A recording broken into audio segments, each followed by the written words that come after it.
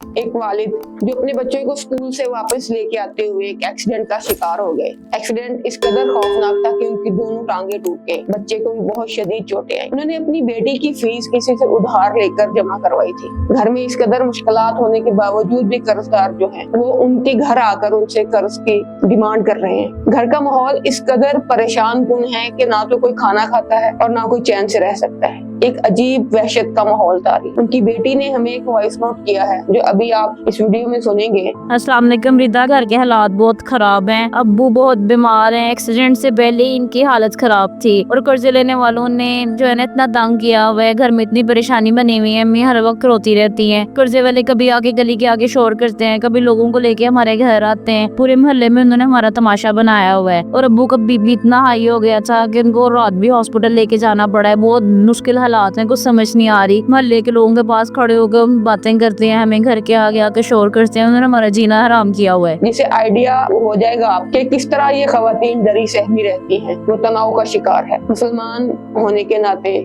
ہمارا فرض ہے کہ ہم اپنے بہن بھائیوں کو ایسی مشکلات سے بچائیں، ان کا ساتھ دیں۔ شعور ویلفیئر فاؤنڈیشن ایک رجسٹرڈ ادارہ پاکستان بھر میں فلاحی منصوبوں کے ذریعے انسانیت کی خدمت کر رہا ہے۔ صدقات، زکوٰۃ اور عطیات کے لیے ڈسکرپشن میں فارم کا لنک موجود ہے۔ عطیہ کریں اور خیر بانٹیں۔